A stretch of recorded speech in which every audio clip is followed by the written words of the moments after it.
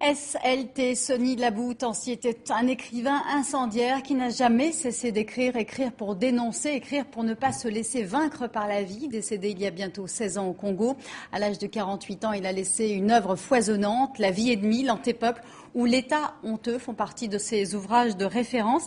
Nicolas Martin Granel, bonsoir, anthropologue, chercheur en littérature, vous êtes réputé pour être son plus grand spécialiste. Vous avez été un ami également. Et vous publiez un coffret, l'atelier de Sony Laboutancy, qu'on va voir là immédiatement à l'écran. C'est un coffret en 3 tomes. C'est l'histoire d'un sauvetage qui s'est fait dans une situation d'urgence, quasiment à la mort de l'auteur. Oui, d'abord je voulais dire que le coffret, je ne le publie pas. Il a déjà... on l'a publié en 2005 pour les 10 ans de sa disparition. Alors évidemment, après sa mort, j'étais à Brazzaville et donc grâce aux amis de Sony, à la famille, on a fait l'inventaire et là j'ai retrouvé un certain nombre de manuscrits, de cahiers manuscrits. Et c'est avec ces cahiers manuscrits, des inédits, qu'on a pu composer ce coffret. D'abord un premier tome, L'autre monde, avec des petits inédits, et puis ensuite plus consistant pour 2005, voilà, 3 tomes. Mais donc il a fallu plusieurs voyages pour terminer ce travail qui est quand même colossal, qui a pris plusieurs années. Qu'est-ce que vous avez découvert dans le bureau de Sony?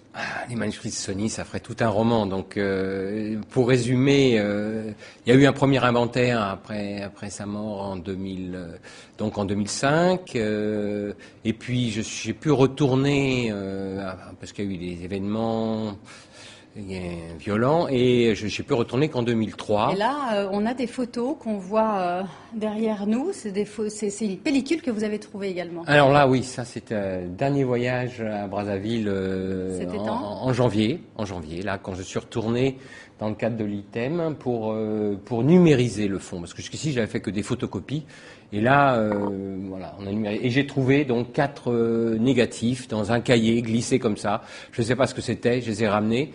Et puis voilà, j'ai eu la surprise de trouver des photos inédites de Sony. Enfin, je pense à Pointe-Noire, mais enfin bon, ça reste encore à déterminer. Je ne sais pas qui les a prises. Exactement. Alors Sony Laboutancy avait une réputation sulfureuse. C'était un révolté. Pour ceux qui ne le connaissent pas, j'aurais juste citer un petit extrait, un passage de l'un de ses poèmes. Je monte à l'assaut des siècles moisis dans la cadence des fièvres pour l'orgasme des sommeils, pour les joies végétales et le sourire minéral des plombs. Je monte à l'assaut des espaces pour les failles de cerveau, pour le corps désobéissant, pour le refus de passer. Ça résume un peu qui il était. Et puis ça continue, hein, ça ne se termine jamais. C'est immense, oui. Oui. Et c'est ce qui le caractérise d'ailleurs quand on le lit. C'est un flot continu de paroles, d'indignation, de revendications.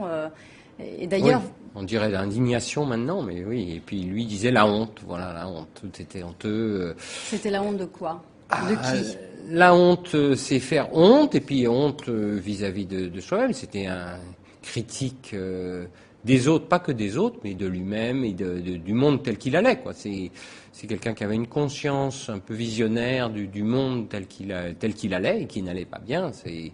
Il a constamment dit, il a parlé de cosmocide très tôt et bien des textes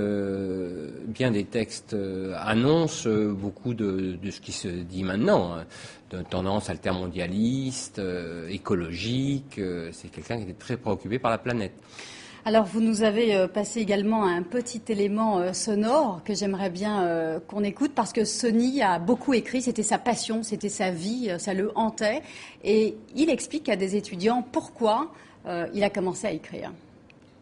Le monde n'avance pas, nous sommes tous demeurés suffisamment sauvages et suffisamment barbares et suffisamment primaires pour qu'aujourd'hui où on a tous les moyens possibles pour faire des choses, on ne les fait pas. Alors, mon écriture, en général, peut être une interrogation. Pourquoi l'homme, qui a pourtant des potentialités inouïes, qui a des capacités inouïes, pourquoi ne participe pas à créer quelque chose de plus grand que l'alphabet ou l'ABCD, ou comme on aurait dit, Ndombi Ndombi Sadid Mukanda? Pourquoi on en est resté à ces Ndombi Ndombi Sadid Mukanda? Pourquoi?